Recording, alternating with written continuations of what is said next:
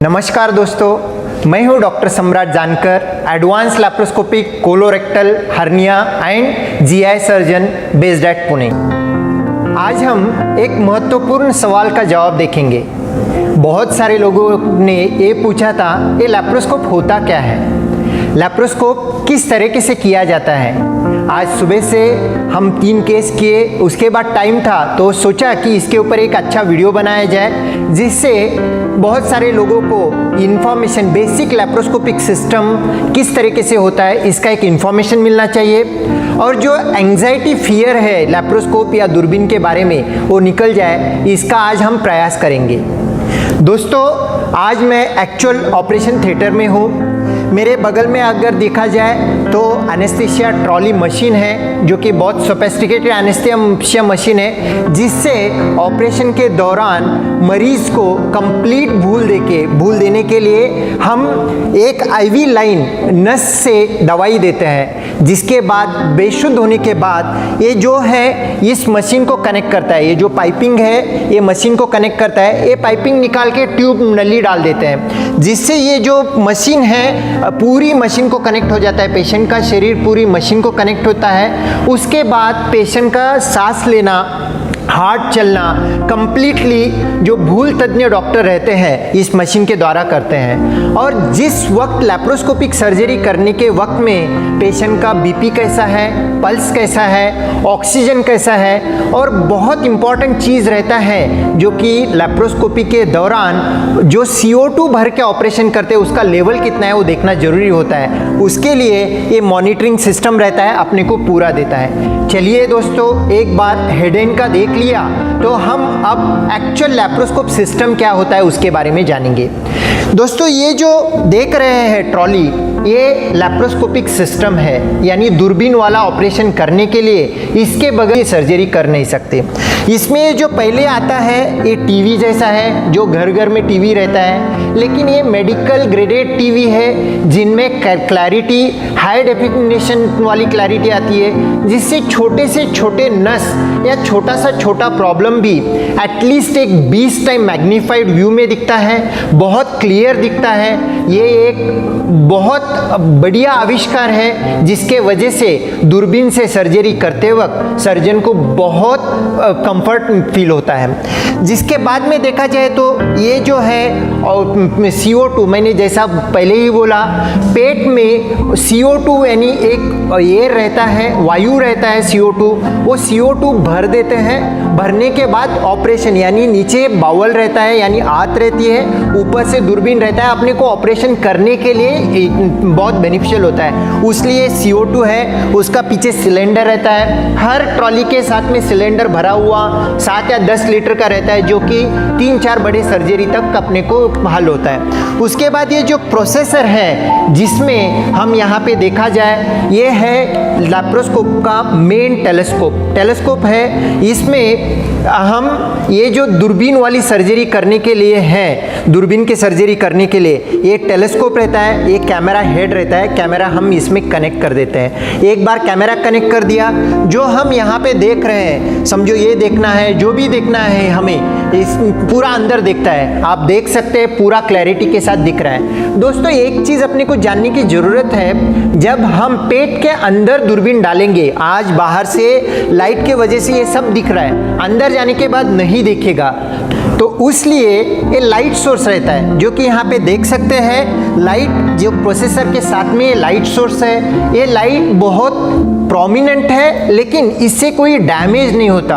यानी इसको हम ये टेलीस्कोप के साथ कनेक्ट कर देते हैं, तो फिर इवन पेट, ये समझिए पेट है, बॉक्स रखा है पेट, मरीज के पेट के लिए। इस पेट में जाने के बाद अंधेरा भी होगा, इस लाइट के वजह से हमें सब कुछ अच्छा और क्लियर दिखेगा, और उससे सर्जरी करने के लिए बहुत हेल्पफुल हो जाएगा। तो एक बार हमने पूरा लाइट सोर्स और टेलीस्कोप कनेक्ट कर दिया, तो फिर फिर हमारा आ जाता है कि पेशेंट भूल में है कंप्लीटली और कंप्लीटली एनेस्थेटाइज्ड है। उसके बाद में हम पेशेंट के पेट के ऊपर नाभि के अराउंड जिस साइड में ऑपरेशन करना है उसके अकॉर्डिंगली, समझो पेशेंट के लिए ए फुट एंड है और पेशेंट का ये हेड एंड है। अगर गॉल ब्लैडर सर्जरी करना है तो मुझे यहाँ से चीरा लेना पड़ेगा और बाकी के इंस्ट्रूमेंट डालने पड़ेंगे। समझो मुझे यहाँ पे सर्जरी करना है तो इधर से चीरा देके ऊपर से सब इंस्ट्रूमेंट डालेंगे। तो हम यहाँ पे पेशेंट के पेट में छोटा सा छेद कर देते हैं, बहुत छोटा रहता है, लगभग 1 mm से 2 mm तक। उसके बाद में ये वेरीज निडल बोल के रहता है, जिससे हम जिस छेद से अंदर और एक प्रिक करके पूरा अंदर तक ये कर देंगे। तो इसके बाद में अपने को एक बार वेरीज अंदर है, उसका एक टिप अंदर है, तो हम उसको CO2 कनेक्ट कर देते हैं। इस तरीके से CO2 कनेक्ट कर देते हैं, जिससे क्या होता है CO2 जो है CO2 इंसप्लेटर मशीन से CO2 आने चालू हो जाता है। ये ऑन कर दिया, जिसमें CO2 आने चालू हो जाएगा अपने को, और अंदर CO2 भरने के वजह से पेशेंट का पेट इस तरीके से रहता है। CO2 डालने के वजह से पेट इस तरीके से फूल जाता है। पूरा पेट फूलने से क्या हो जाएगा, जिसमें पेट के अंदर हमें बहुत सारा बड़ा जगह मिलेगा, जिसके अंदर हम इंस्ट्रूमेंट डाल के जो भी ऑर्गन अपने को टारगेट करना है, टारगेट करके ऑपरेशन कर सकते हैं। एक बार CO2 फुल होने के बाद में हम इसे साइड में रख देते हैं और थोड़ा सा बड़ा चीरा दे देते हैं। 1 सेंटीमीटर तक चीरा रहता है। वो चीरे से एक ये इंस्ट्रूमेंट है, इसको ट्रोकार बोलते हैं हम लोग। इस ट्रोकार से बड़ा वाला ट्रोकार बिठा देते हैं। ये ट्रोकार पेट में बैठ गया। इसके बाद में इसी ट्रोकार को अभी अपने को CO2 ऑपरेशन करते वक्त CO2 चाहिए, CO2 मेंटेन करने के लिए हम ट्रोकार कनेक्ट कर देते हैं। CO2 कनेक्ट हो गया। इसके बाद में दोस्तों ये तो 1 सेंटीमीटर का छोटा छेद है, लेकिन इसका इम्पोर्टेंस ये है कि अंदर अगर मशीन डाल दिया जाए लैप्रोस्कोपी, तो हमें पूरा अंदर का चीज़ लगभग जैसा है उसी तरीके से दिखेगा। ये देखिए, जो कॉर्नर चाहिए, जिधर चाहिए, वो सब हम देख सकते हैं। इस तरीके से एक बार लैप्रोस्कोप जो ऑपरेशन करना है, अभी समझो पेशेंट का गॉल ब्लैडर है तो मैं ऊपर की तरफ पे देख के कनेक्ट कर देता हूँ। एक बार ये सब कनेक्ट हो गया तो उसके बाद आ जाता है कि हमें ये दूरबीन से अंदर वाली तो विजन बहुत अच्छा मिल रही है, लेकिन अब हमारा काम है जो भी ऑर्गन का ऑपरेशन करना है उसके लिए कुछ और छोटे छोटे छेद करके और 2-3 पोर्ट डालने की जरूरत होती है। तो उसके बाद में आ जाता है छोटा, जिधर ऑपरेशन टारगेट है उस साइड में और एक छोटा छेद कर सकते हैं। ये देखिए, और एक छोटा, ये तो 5 mm है, 5 mm यानी 0.5 सेंटीमीटर। तो इसको हम प्रॉपरली उधर प्रिक करके अंदर डाल देते हैं। ये एक पोर्ट डाल दिया गया।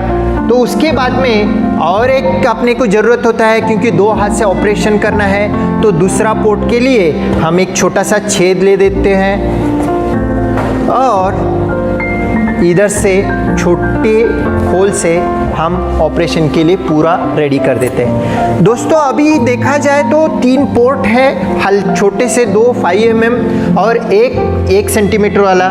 उसके बाद में देखा जाए ये इंस्ट्रूमेंट है दोस्तों, जिससे हम हाथ पकड़ सकते हैं। ऐसे बहुत सारे इंस्ट्रूमेंट होते हैं जिसमें सूचर करने के लिए, अंदर सिलाई करने के लिए, कटिंग करने के लिए सीजर रहता है, जला के उसको वहीं पे पैचअप करने के लिए कॉटरी रहता है। बहुत सारे इंस्ट्रूमेंट होते हैं। तो इस इंस्ट्रूमेंट से हम देखा जाए तो अंदर डाल देंगे तो इंस्ट्रूमेंट आ गया। तो इंस्ट्रूमेंट जिधर से जो चाहे हम उठा सकते हैं, जो चाहे हम पकड़ सकते हैं, जिधर चाहे हम ऑपरेट कर सकते हैं। एक हाथ से एक इंस्ट्रूमेंट और दूसरे हाथ से और दूसरा एक इंस्ट्रूमेंट, इस तरीके से हम डाल दिए तो कोई भी चीज़ को हम पकड़ सकते हैं। दोनों इंस्ट्रूमेंट से हम इंस्ट्रूमेंट से वो ऑर्गन पकड़ के निकाल सकते हैं, जला सकते हैं। इस तरीके से मोर प्रिसीजन में हम ये ऑपरेशन कर सकते हैं। तो दोस्तों ये दूरबीन वाली जो सर्जरी है, जो ओपन ऑपरेशन होता है, उसके कंपैरिजन में बहुत अच्छा होता है। बहुत सारे सर्जरी आजकल सिंपल सर्जरी, अपेंडिक्स है, गॉल ब्लैडर है, हर्निया है, और गर्भाशय निकालने वाली हिस्टेक्टोमी की सर्जरी है, या उसके अलावा बहुत सारे ऑपरेशन इंक्लूडिंग कैंसर वाली बीमारी, आंत की कैंसर है, लीवर की कैंसर है, स्वादुपिंड की कैंसर है, ये सभी ऑपरेशन हम आजकल दूरबीन से कर सकते हैं। जिससे क्या होता है, इसमें सिर्फ 3 छोटे छेद से ऑपरेशन करने की वजह से ऊपर स्कार नहीं रहेगा, और इसको क्लोज करने के लिए बहुत सारे छोटे थ्रेड आते हैं, तो वो ऑब्जर्वेबल थ्रेड से हम ऑपरेशन कर देते हैं। लगभग 7 दिन के बाद ऑपरेशन किया हुआ जगह ही नहीं समझेगा। वही अगर ओपन सर्जरी करते हैं, चीरा वाला सर्जरी करते हैं, तो इसको बड़ा वाला, यहाँ पे गॉल ब्लैडर सर्जरी के लिए हमने रखा है, तो इसको पूरा काटना पड़ता है। ये 10 सेंटीमीटर वाला काटा हुआ, हीलिंग भी अगली रहता है, उसको स्टिचेस भी बढ़ा लेना पड़ता है। दूसरी चीज़ ये है कि इतने छोटे छेद से हम ऑपरेशन कर रहे हैं, तो पेशेंट को पेन तो नहीं रहेगा, जिसकी वजह से ऑपरेशन होने के लगभग 6 घंटे के भीतर पेशेंट कंप्लीट सर्जरी से रिकवर होता है। आजकल तो बहुत सारी सर्जरी है, अपेंडिक्स है, गॉल ब्लैडर है, हर्निया है, लैप्रोस्कोप से होने के बाद में उसी दिन शाम को हम पेशेंट को डिस्चार्ज करके घर भेज सकते हैं, प्रोवाइडेड पेशेंट स्टेबल होगा तो। और बहुत इंपॉर्टेंट चीज़ ये है कि पेशेंट का ऑपरेटिव सर्जिकल हॉस्पिटलाइजेशन तो कम हो गया, लेकिन उसी कंपैरिजन में अगर देखा जाए तो पेशेंट का ओवरऑल रिकवरी भी, यानी एक कोई ऑफिस का बंदा है, उसको लैप्रोस्कोपी की सर्जरी करने की ज़रूरत पड़ी, तो यूजुअली वो लोग आ जाते हैं थर्सडे नाइट या फ्राइडे नाइट एडमिट हो जाते हैं, सैटरडे सर्जरी हो जाता है, इवनिंग डिस्चार्ज, और मंडे मॉर्निंग ऑफिस को जा सकते हैं। यानी 2 से 3 दिन में अपन रूटीन सब कुछ काम कर सकते हैं। यही लैप्रोस्कोप का सर्जरी का बहुत बड़ा एडवांटेज है। तो दोस्तों, ये हमारा लैप्रोस्कोपिक सर्जरी है। ये सर्जरी को की होल सर्जरी भी बोला जाता है, दूरबीन वाला सर्जरी भी बोला जाता है। सर्जरी बहुत सेफ है, सिर्फ अच्छा सर्जन के अंडर में, वेल ट्रेंड एक्सपर्ट सर्जन के अंडर में करने की ज़रूरत है। उससे आपको लैप्रोस्कोपिक सिस्टम का सब कुछ बेनिफिट भी मिल सकता है, लैप्रोस्कोपिक सर्जरी का एडवांटेज भी मिल सकता है। धन्यवाद दोस्तों। अगर आपको ऐसा कोई भी पेट के संबंधित ऑपरेशन या कोई बीमारी के बारे में क्वेश्चन सवाल होगा, आप बेझिझक कमेंट बॉक्स में पूछ सकते हैं। हम उसके ऊपर ज़रूर कोई आंसर रहेगा तो देने की कोशिश करेंगे।